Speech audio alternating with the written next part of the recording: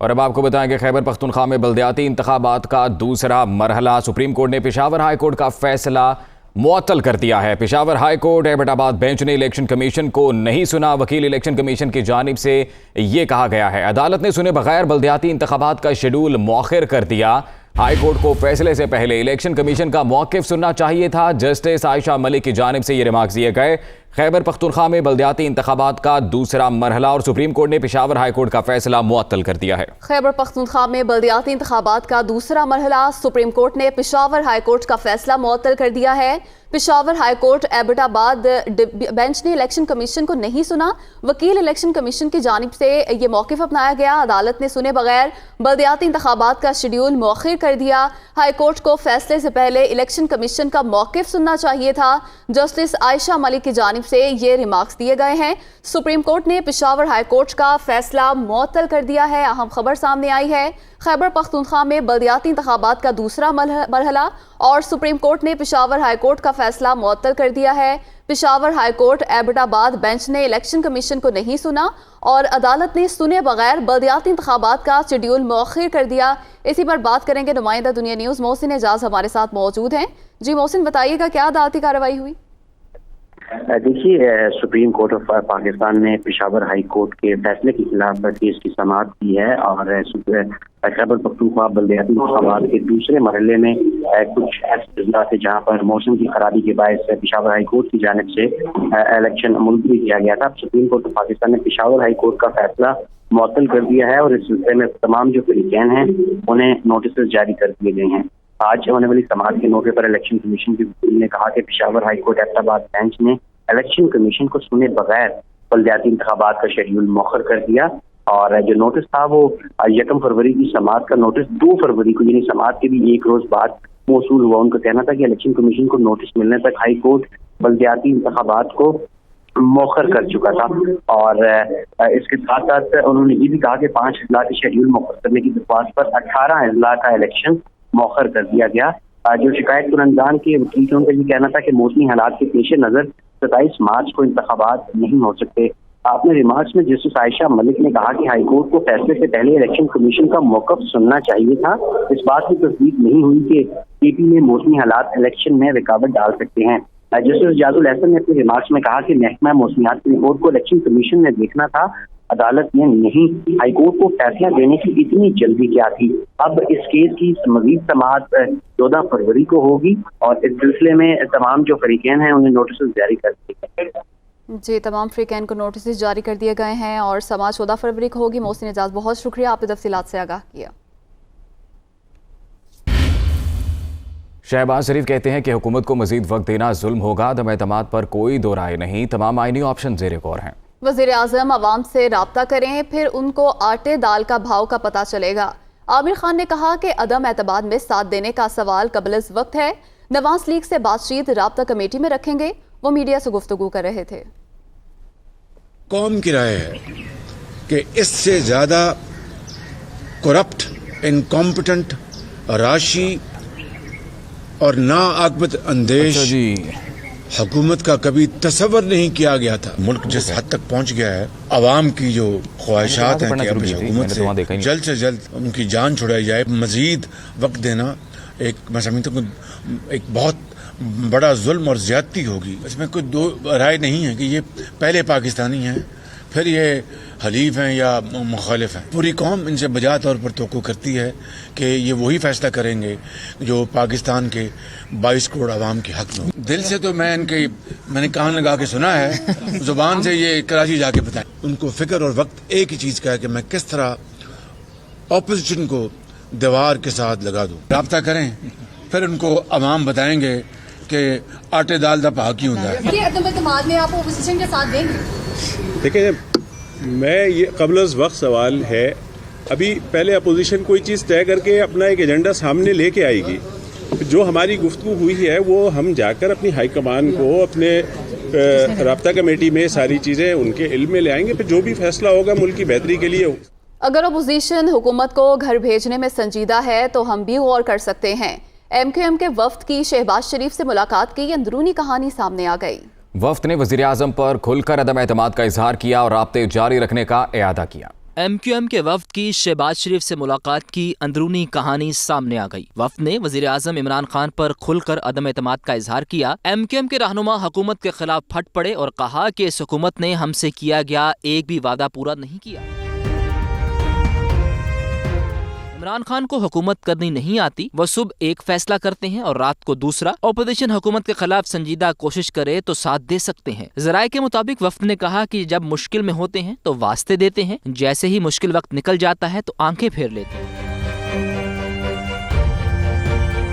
वफ्द ने शहबाज शरीफ के सामने शिकवा करते हुए कहा कि हुकूमत ने मुल्क की मईशत तबाह करके रख दी, इन्हें गवर्नेंस करनी नहीं आती। हमेशा मुख्तलिफ हुकूमतों के इत्तेहादी रहे, जो वादा खिलाफियां PTI हुकूमत ने की वो किसी ने नहीं की। कराची हमारा था, लेकिन हमारा मैंडेट छीन कर दीगर कुव्वतों को मुसल्लत कर दिया गया। ज़राए के मुताबिक मुल्की मफाद की बेहतरी के लिए कोई भी अहम इकदाम उठाया गया तो MQM ताउन के लिए तैयार होगी। MQM के वफ्द ने शहबाज शरीफ को कराची दौरे की दावत दी, जिसे उन्होंने कबूल कर लिया, जबकि दोनों जमातों के दरमियान राब्ते जारी रखने पर भी इत्तेफाक किया गया। CPEC के तहत वादी कागान के दरिया कुन्हार पर बनने वाले उसकी किनारी हाइड्रो पावर प्रोजेक्ट पर काम जारी है। डैम पर कितने फीसद काम मुकम्मल हो चुका है और ये डैम कब प्रोडक्शन शुरू करेगा, इस हवाले से मजीद बता रहे हैं मोहम्मद इमरान। हम इस वक्त मौजूद हैं कागान वैली में, जहाँ पे सुखी किनारी डैम का कंस्ट्रक्शन का काम जो है वो तेज़ी से जारी है।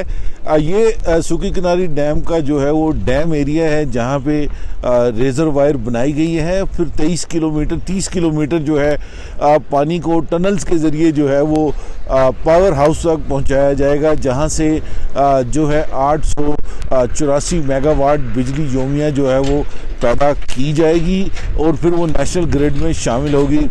जो टोटल कास्ट है इस प्रोजेक्ट की वो तकरीबन $2 बिलियन इसकी कास्ट है और ये अगले साल अप्रैल में मुकम्मल हो जाएगा।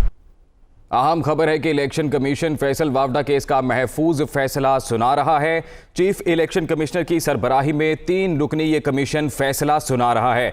फैसल वावडा नाअहली केस इलेक्शन कमीशन में 22 माह से जायद अरसा ज़ेरे समात रहा है और आज ये महफूज फैसला सुनाया जा रहा है। अहम खबर, सेनेटर फैसल वावडा को इलेक्शन कमीशन की जानिब से नाअहल करार दे दिया गया है। इलेक्शन कमीशन ने फैसल वावडा को नाअहल करार दे दिया है। अहम खबर आप तक पहुंचाएं कि सेनेटर फैसल वावडा को इलेक्शन कमीशन ने नाअहल करार दे दिया है।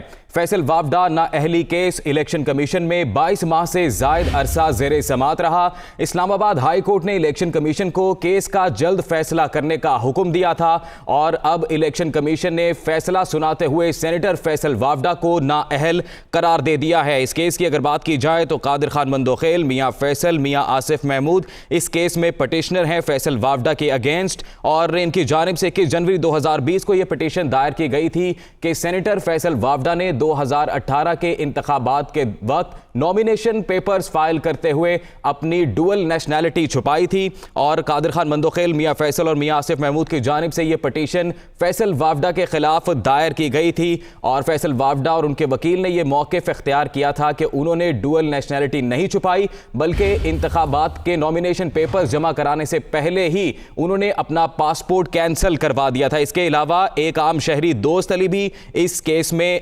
पटिशनर हैं और उनकी जानिब से भी यही मौक़िफ़ इख्तियार किया गया था कि फैसल वावडा ने दोहरी शहरियत छुपाई है नॉमिनेशन पेपर्स फाइल करते वक्त, लिहाजा इलेक्शन कमीशन इन्हें नाअहल करार दे। इलेक्शन कमीशन ने फैसल वावडा केस का महफूज फैसला सुना दिया है और फैसल वावडा को नाअहल करार दे दिया है। इसी पर बात करेंगे नुमाइंदा दुनिया न्यूज़ मोहसिन एजाज हमारे साथ मौजूद है। मोहसिन, बताइएगा क्या तफसीली फैसला सामने आया है? देखिए, इलेक्शन कमीशन ऑफ पाकिस्तान की जानिब से फैसल वावडा दोहरी शहरियत नाअहली केस का महफूज फैसला सुना दिया गया है और इस फैसले के मुताबिक फैसल वावडा को नाअहल करार दिया गया है।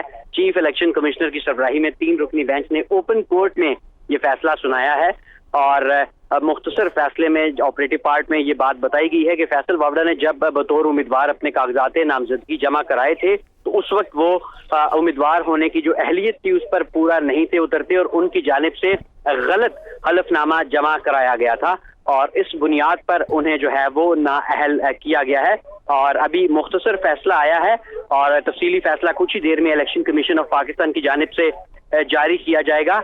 लेकिन इसके साथ साथ फैसल वावडा को इस बात का भी पाबंद बनाया गया है कि इस दौरान जितने भी उनको मरात मिलती रही वो भी इलेक्शन कमीशन ऑफ पाकिस्तान ने अपने हुक्मनामे में कहा है कि वो भी वापस की जाएंगी। और याद रहे कि ये मामला इलेक्शन कमीशन ऑफ पाकिस्तान में 2020 में आया था और इसके बाद फैसल वावडा ने मुतअद्दिद बार इस्लामाबाद हाई कोर्ट और सिंध हाई कोर्ट का भी दरवाजा खटखटाया और इलेक्शन कमीशन को फैसले से रोकने के लिए इस्तदा की। अच्छा, मोहसिन हमारे साथ रहिएगा। इस वक्त वोकला जो है वो गुफ्तगू कर रहे हैं इलेक्शन कमीशन ऑफिस के बाहर, उनको सुनते हैं जरा।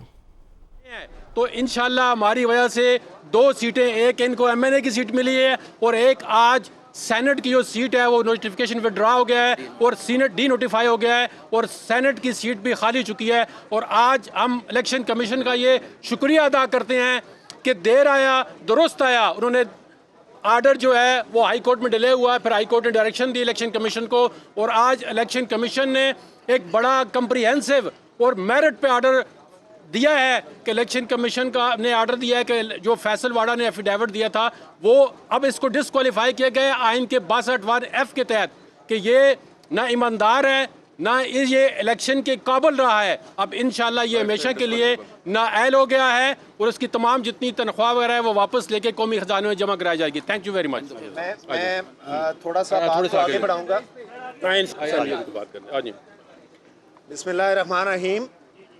मैं जदून साहब की बात को थोड़ा सा आगे बढ़ाऊंगा। देखें, ये वो लड़ाई थी जो 18/6 के गुफ्तगू आपने मुलाहिजा कि इलेक्शन कमीशन ने फैसल वाडा को नाअहल करार दे दिया है और चीफ इलेक्शन कमिश्नर की सरबराही में 3 रुकनी कमीशन ने फैसला सुनाया है और इलेक्शन कमीशन की जानिब से ये तफसीलात शेयर की गई कि फैसल वाडा की जानिब से गलत बयान हल्फी जमा कराया गया है। इस्लामाबाद हाई कोर्ट ने इलेक्शन कमीशन को केस का फैसला जल्द अज जल्द करने का हुक्म दिया था। दोहरी शहरियत का ये केस है जो कि 22 माह तक जेर समात रहा और आज इसका फैसला सुना दिया गया है। इलेक्शन कमीशन ने फैसल वावडा को नाअहल करार दे दिया गया है और इलेक्शन कमीशन में इसकी समाअत हुई। चीफ इलेक्शन कमिश्नर की सरबराही में 3 रुकनी कमीशन ने फैसला सुनाया है। दोहरी शहरियत का केस इलेक्शन कमीशन ने फैसल वाडा को नाअहल करार दे दिया है। आपको बताएं कि इब्तदाई तौर पर दोहरी शहरियत के मामले को फॉलो करते हुए इस्लामाबाद हाई कोर्ट में ये पिटीशन दायर की गई थी और इस्लामाबाद हाई कोर्ट की जानिब से फैसल वावडा को मुतादिद नोटिस भी जारी किए गए थे इस मौक़िफ़ से मुतल्लिक अपना जवाब जमा कराने के लिए। जब वो नहीं जमा कराया गया और तो फिर इस्लामाबाद हाई कोर्ट की जानिब से इलेक्शन कमीशन को ये हिदायत जारी की गई थी कि वो इस केस को फॉलो अप करे और अब ये अहम फैसला इलेक्शन कमीशन की जानिब से सामने आया है कि इलेक्शन कमीशन पाकिस्तान ने सेनेटर फैसल वावडा को आइन के आर्टिकल 62(1)(f) के तहत नाअहल करार दे दिया है, यानी कि वो सादिक और अमीन नहीं रहे हैं। और इस केस में जो पिटिशनर हैं कादिर खान मंदोखिल, मियाँ फैसल और मियाँ आसिफ महमूद, उनकी जानिब से ये पिटीशन दायर की गई थी फैसल वावडा के खिलाफ कि फैसल वावडा ने 2018 के इंतखाबात के वक्त नॉमिनेशन पेपर्स फाइल करते हुए अपनी दोहरी शहरियत छुपाई थी और ये मौक़िफ़ भी इख्तियार किया था कि वो सादिक और अमीन नहीं रहे, लिहाजा उन्हें डिस्क्वालीफाई किया जाए। दूसरी जानिब फैसल वावडा के वकील जो कि बैरिस्टर मोइद हैं, उनकी जानिब से जितनी भी हेयरिंग्स हुई हैं उनमें यह मौक़िफ़ इख्तियार किया गया है कि फैसल वावडा चूँकि अमेरिका कैलिफोर्निया में पैदा हुए, लिहाजा बाय बर्थ वो अमेरिकी पासपोर्ट होल्डर थे और 2018 के इंतखाबात में नॉमिनेशन पेपर्स फाइल करते वक्त उन्होंने अपना पासपोर्ट कैंसिल करवा दिया था और एक नादरा से आम पाकिस्तानी शनाख्ती कार्ड लेने के बाद उनकी जानिब से 2018 का इंतखाब लड़ा गया। साथ ही साथ उनकी जानिब से ये भी कहा गया कि उन्होंने MNA की सीट से रिज़ाइन किया है, लिहाजा ये जो पटिशन है वो अब काबिल समाअत ही नहीं रहती, जिस पर इस्लामाबाद हाई कोर्ट की जानिब से इलेक्शन कमीशन को ये केस रेफर किया गया था और ये हिदायत जारी की गई थी कि 62(1)(f) के तहत ये कार्रवाई चलाई जाए। और अब इलेक्शन कमीशन ऑफ पाकिस्तान की जानिब से ये फैसला जारी किया गया कि सेनेटर फैसल वावडा 62(1)(f) के तहत सादिक और अमीन रही हैं, लिहाजा उन्हें नाअहल करार दिया गया है। फैसल वावडा के खिलाफ जो पिटिशनर हैं उनके वकला भी इलेक्शन कमीशन ऑफिस के बाहर मीडिया से गुफ्तगू कर रहे थे और उनकी जानिब से कहा गया कि ये इलेक्शन कमीशन ऑफ पाकिस्तान की एक बड़ी कामयाबी है। मोहसिन इजाज से बात करेंगे। मोहसिन, 62(1)(f) के तहत मोहसिन से भी बात करेंगे। मोहसिन साथ रहिएगा। इस वक्त कादिर खान मंदोखिल गुफ्तगू कर रहे हैं, वो सुनते हैं। 4 साल लगे अदालतों के चक्कर लगाते हुए, Sindh high court, Islamabad high court और इस इलेक्शन कमीशन का, लेकिन अल्हम्दुलिल्लाह आज इलेक्शन कमीशन ने जो फैसला सुना दिया है, यकीन हमारी जो मेहनत है, मेरी पार्टी पीपल्स पार्टी की, आसिफ अली जरदारी साहब की, अदी फरियाल की और बिलावल भुट्टो साहब की, जो उन्होंने इस केस को मुसलसल जो ना फॉलो की है और मेरी रहनुमाई फरमाई है, और आज अल्हम्दुलिल्लाह वो सेनेट के सीट से भी डिस्क्वालीफाई हो गया है और पीपल्स पार्टी के पास सिंध में 99 MP है। तो इंशाल्लाह ये सेनेट का सीट भी पीपल्स पार्टी का होगा। और ये इलेक्शन कमीशन की बात बड़ी खुशाइंद है, उन्होंने सारे मराद जो as a MNA as a minister उन्होंने मज़े लिए थे, वो सारे मज़े उनको वापस करने पड़ेंगे। और सारी चीज़ें मैं समझ रहा हूँ कि इस मौके पर कठपुतली हुकूमत की तस्बीह का ये पहला दाना है जो बिखर गया। और इंशाअल्लाह 27 फरवरी को जब बिलावल भुट्टो के सरबराही में जब कराची से हम लॉन्ग मार्च शुरू करेंगे इंशाअल्लाह और इस्लामाबाद पहुंचेंगे तो कठपुतली हुकूमत जो न वो नहीं रहेगी, यही हमारा दावा है। जी भुट्टो। एक और गुजारिश करना चाहूँगा कि यहाँ पे जो कैंडिडेट हारे थे शहबाज शरीफ साहब थे, जिनके 500 या 600 का मार्जिन था, उस वक्त साकिब निसार जो चीफ जस्टिस था कादिर मंतोखेल मीडिया से गुफ्तगू कर रहे थे। गुफ्तगू करते हुए उन्होंने कहा कि फैसल वावडा को सेनेट की नशिस्त से डिस्क्वालीफाई कर दिया गया है। ये नशिस्त भी पीपल्स पार्टी को मिलेगी। कठपुतली हुकूमत की तस्बीह का पहला दाना है जो बिखर गया है। हमारे नुमाइंदे मोहसिन एजाज हमारे साथ मौजूद हैं। मोहसिन, बताइएगा आज क्या कार्रवाई हुई सारी, ये भी बताइए, और इस फैसले को चैलेंज करने का ऑप्शन क्या मौजूद है फैसल वावडा के पास? देखिए, आज जो है वो ये महफूज शुदा फैसला सुनाया गया ओपन कोर्ट में, और इस फैसले के मुताबिक इलेक्शन कमीशन ने सेनेटर फैसल वावडा को नाअहल कर दिया है। और ये फैसले में कहा गया है, जो मुख्तसर फैसला ऑपरेटिव पार्ट ओपन कोर्ट में पढ़कर सुनाया गया, कि फैसल वावडा ने जब अपने नॉमिनेशन पेपर जमा कराए थे तो उस वक्त वो उम्मीदवार होने के अहल नहीं थे और उनकी जानिब से गलत बयान हल्फी नॉमिनेशन पेपर्स के साथ जमा कराया गया और उन्होंने अपने जो डिटेल्स थी वो छुपाई हैं। इलेक्शन कमीशन ने अपने हुक्मनामे में ये भी कहा है कि फैसल वावडा 2 माह के अंदर, यानी 60 दिन का वक्त दिया गया है उनको, कि जितनी भी उन्हें बतौर MNA मराद मिलती रही और उसके बाद बतौर सेनेटर, वो 2 माह के अंदर जो है वो वापस कौमी खजाने में जमा कराएं और कौमी असेंबली की जो तनख्वाहें उन्हें मिली, दीगर जो भी मराद थी इस सिलसिले में।